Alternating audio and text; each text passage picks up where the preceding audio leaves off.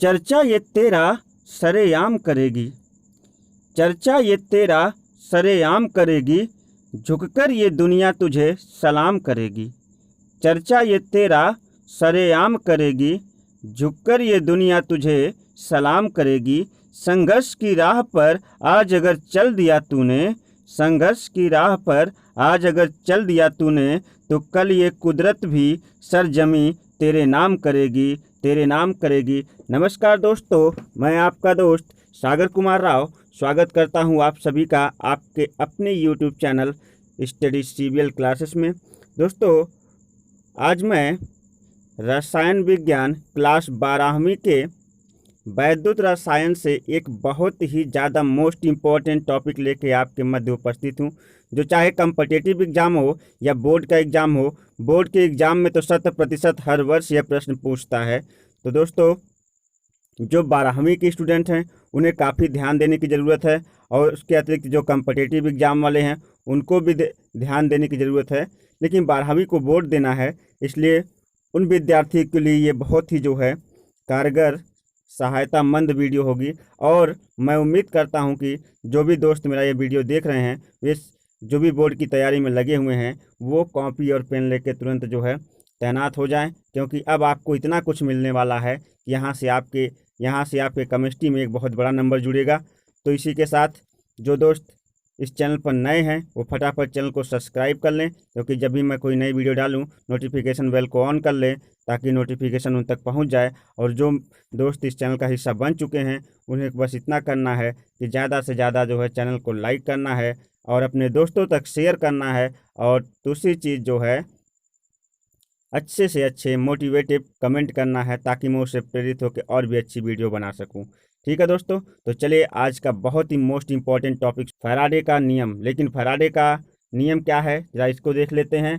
तो करा कि फैराडे के वैद्युत अपघटन के नियम, फैराडे के वैद्युत अपघटन के नियम करा कि इंग्लिश वैज्ञानिक माइकल फैराडे ने अपघटन में व्ययित विद्युत ऊर्जा की मात्रा और इलेक्ट्रोडों पर निक्षेपित विलीन पदार्थों की मात्रा में कुछ संबंध स्थापित किया है।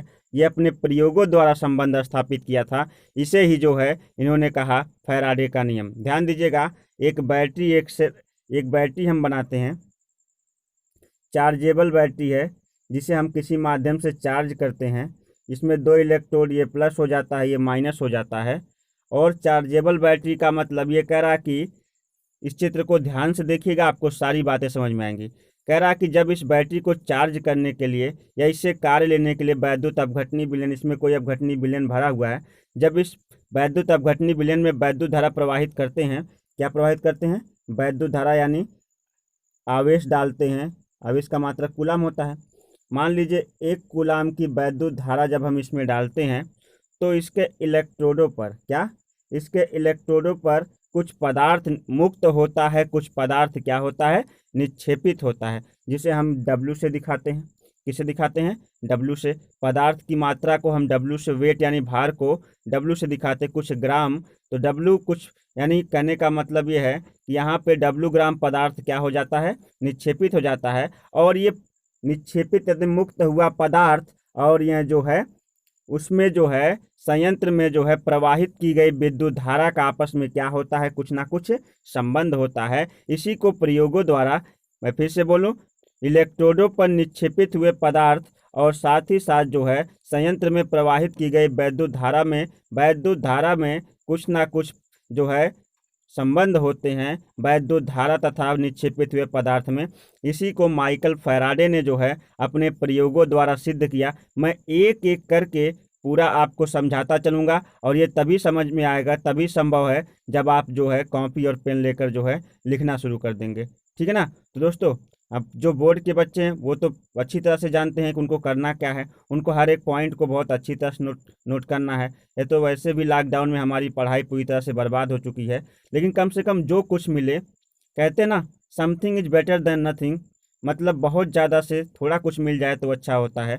आपको थोड़ा कुछ नहीं, ये टॉपिक आपको बहुत कुछ देगा, इसलिए इसे आप नोट करते चलिए। तो आगे बढ़ते हैं।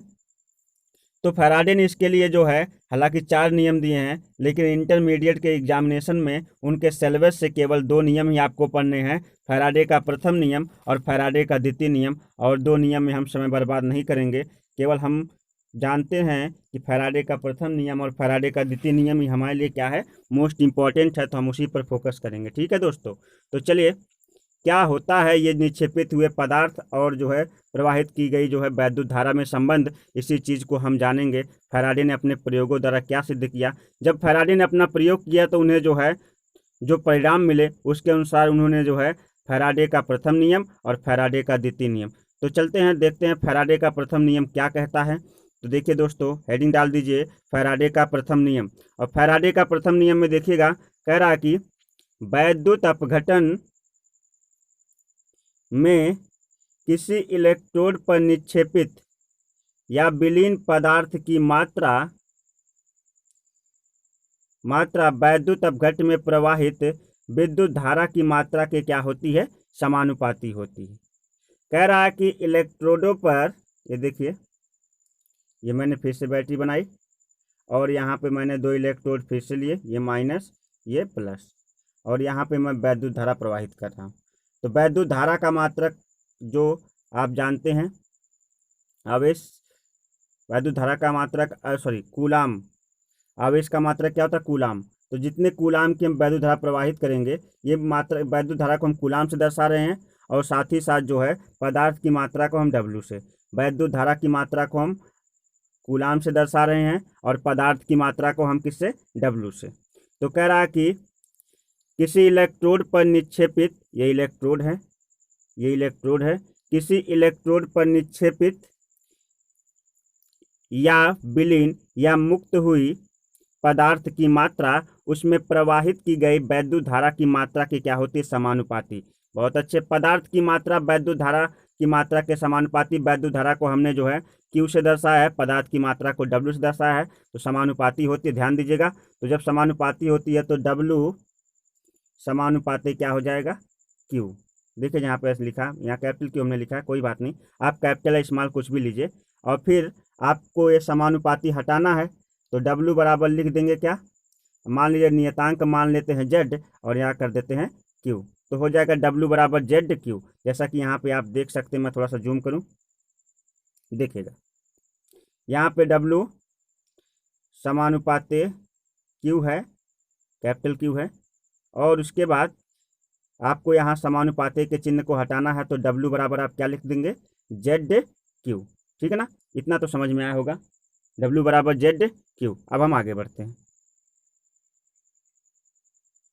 जहाँ पे क्या क्या है जरा इसको भी जान लेते हैं। देखिएगा जहाँ पे डब्ल्यू बराबर क्या है, डब्ल्यू बराबर जो है इलेक्ट्रोडों पर निक्षेपित या मुक्त हुई पदार्थ की मात्रा है ग्राम में, ठीक है, जो कि आपको बताया गया है। और क्यू बराबर क्या है, वैद्युत धारा अपघटन में प्रवाहित विद्युत धारा की मात्रा, आवेश है ना, तो कह रहा है कि वैद्युत धारा की मात्रा को हम क्यू से दर्शा रहे हैं, तो क्यू यहाँ पर जो है वैद्युत धारा की मात्रा, इसे कूलाम में दर्शाया गया है।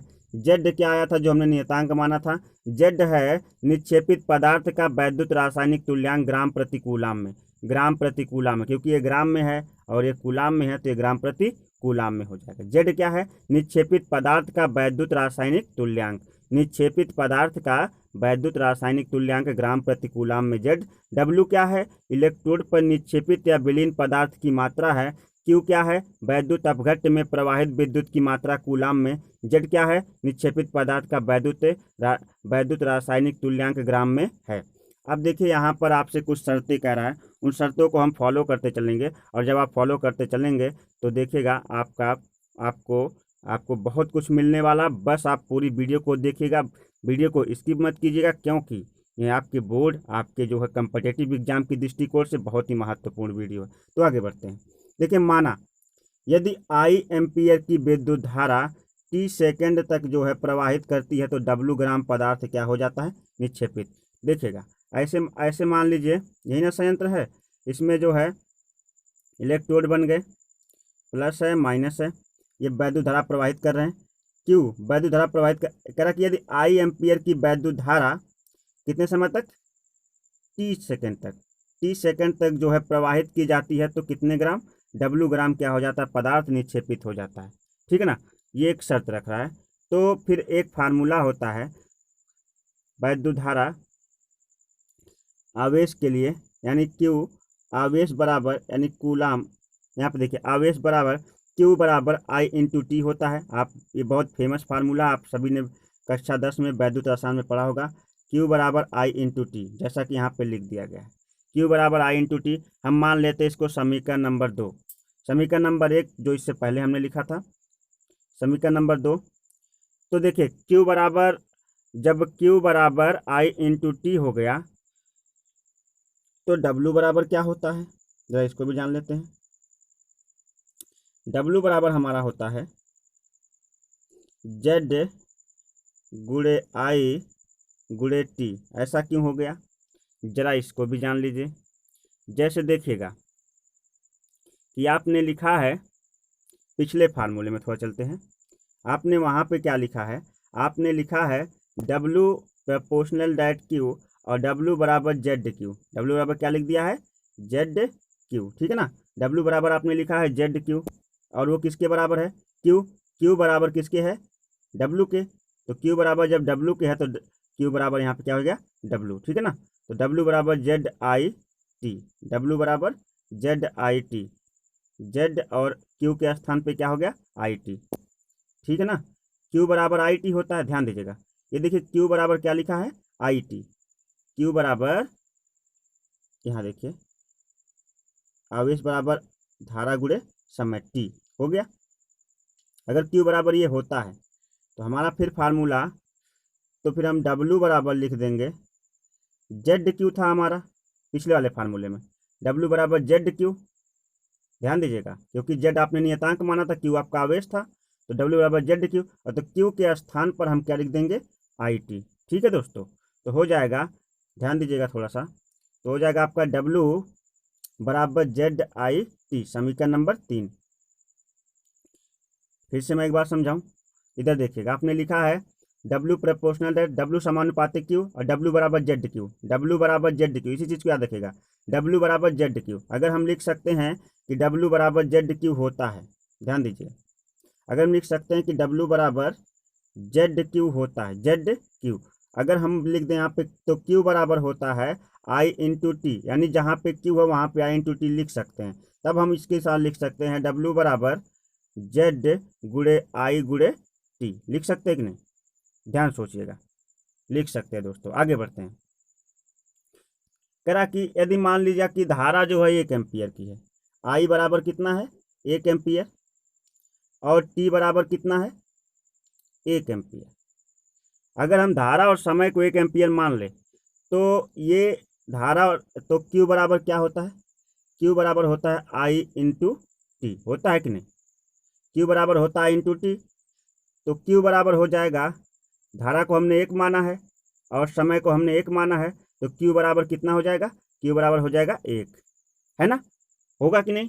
देखिएगा, अगर Q बराबर I इंटू टी होता तो हमने धारा को माना, यदि धारा बराबर 1 एम्पियर और समय बराबर 1 सेकंड, तो Q बराबर हो जाएगा 1 गुणे 1 बराबर 1, यानी Q बराबर 1। तो कह रहा है कि यहाँ देखिएगा ध्यान से, तो जूम करते हैं, कह रहा है कि यदि I एम्पियर और T, यदि I 1 एम्पियर और T जो है 1 सेकंड है, तो फिर क्या होगा, 1 सेकंड है तो I इंटू टी Q बराबर भी 1 कूलाम होगा, होगा कि नहीं, I इंटू टी 1 कूलाम हो जाएगा। तो 1 कूलाम जब हो जाएगा तो ध्यान दीजिएगा, आपका जो फार्मूला आपने कहा था कि W बराबर Z गुणे I गुणे टी, आपने लिखा था ना, W बराबर Z गुणे I गुणे टी, क्या लिखा था, W बराबर Z गुणे I गुणे टी, आपने लिखा था। तो जब W बराबर Z गुणे I गुणे टी, आपने इसको 1 मान लिया, इसको 1 मान लिया, तो 1 गुणे 1 बराबर 1, 1 का गुणा Z में करेंगे तो 1 Z ही होगा। तो W बराबर आप लिख सकते हैं, सॉरी देखिएगा, आप W बराबर लिख सकते हैं, W बराबर Z गुणे 1, यानी W बराबर आपका क्या हो जाएगा फिर Z, W बराबर क्या आ जाएगा Z। इसको हम मान लेते हैं समीकरण नंबर 4, समीकरण नंबर 4 देखिए यहाँ पे लिखा है W बराबर Z, समीकरण नंबर 4।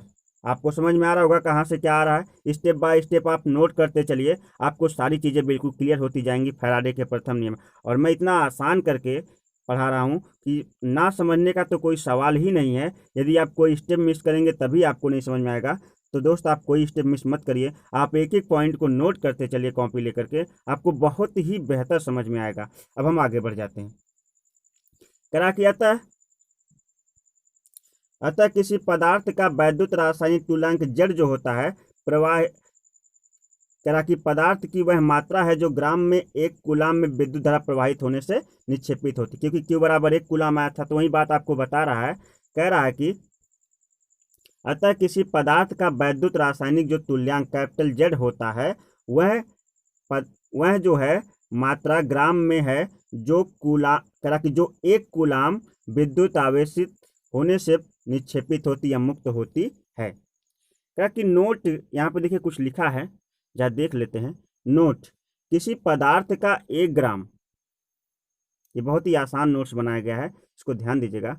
कहा कि किसी पदार्थ का 1 ग्राम तुल्यांक निक्षेपित होने में 96,485 कूलाम विद्युत की आवश्यकता होती। यानी 1 ग्राम तुल्यांक, अगर इलेक्ट्रोडों पर 1 ग्राम तुल्यांक पदार्थ निक्षेपित करना है, 1 ग्राम तुल्यांक पदार्थ निक्षेपित करना है तो कितनी वैद्युत धारा की आवश्यकता पड़ेगी? 96,485 कूलाम की विद्युत की आवश्यकता होगी। यदि किसी इलेक्ट्रोड पर जो है 1 ग्राम तुल्यांक पदार्थ निक्षेपित, इस बात को याद रखिएगा, यदि किसी इलेक्ट्रोड पर 1 ग्राम तुल्यांक पदार्थ क्या करना है? निक्षेपित करना है, तो हमें पदार्थ की कितनी मात्रा की आवश्यकता होगी? हमें पदार्थ के 96,485 कूलाम विद्युत की क्या होगी? आवश्यकता होगी। और विद्युत की यह मात्रा जो है 1 फैराडे कहलाती है। 96,485 कूलाम ऐसे लिखेंगे, 96,485 कूलाम बराबर 1 फैराडे। 1 फैराडे, या इसे हम लिख सकते हैं 1F। क्या लिख सकते हैं? 1F बराबर 1 फैराडे या 1F। 1F का मतलब 1 फैराडे, यानी 1 फैराडे बराबर होता है 96,485 कूलाम। 1 फैराडे बराबर होता है 96,485 कूलाम। अब देखिएगा, इसे 1 फैराडे या 1F भी लिख सकते हैं। तो 1 फैराडे का मान आपको पता चल गया, 1 फैराडे बराबर होता है 96,485 कूलाम। अब आगे बढ़ते हैं। 1 फैराडे, अगर 1 फैराडे यानी 1F बराबर कितना होता है? 96,485 कूलाम। ये नियरेस्ट किसके है? लगभग किसके बराबर? लगभग, ये लगभग का निशान ऐसे लगता है, लगभग किसके बराबर? ये है 96,500 के बराबर। 485 15 ही का मतलब लगभग, इसको मान लेंगे 96,500 कूलाम। कहीं कहीं 96,500 कूलाम पे रख के सवाल लगाएंगे तो उसका आंसर आ जाएगा, और कहीं कहीं पर जो है 96,485 रख के लगाएं। लेकिन 96,485 जब लगाएंगे तो आपका एग्जैक्ट बिल्कुल सही आंसर आएगा, लेकिन 96,500 लगाएंगे तो वो जवाब जो है आप किसमें लिखेंगे? लगभग में। कूलाम प्रति ग्राम तुल्यांक इसका मात्रक होता फैराडे का। 1 फैराडे का मात्रक कूलाम प्रति ग्राम तुल्यांक, कूलाम प्रति ग्राम तुल्यांक। एक फार्मूला होता है, Z बराबर हो जाता है E/, 96,485। 1 सेकेंड, मैंने लगभग माना ना 96,500, तो Z बराबर हो जाएगा E/, 96,500। 500 ग्राम प्रति अभी हमने आपको बताया ग्राम प्रति तुल्यांक या ग्राम प्रति कूलाम इसका मात्रक। तो जहाँ Z बराबर क्या है, E बराबर क्या है, जान लेते हैं। आप याद रखिएगा Z बराबर E/, 96,500 होता है। इस फार्मूले को आप तुरंत नोट कर लीजिए। Z बराबर E/, 96,500। Z बराबर E/, 96,500। अब चलते हैं अगले कंसेप्ट पे।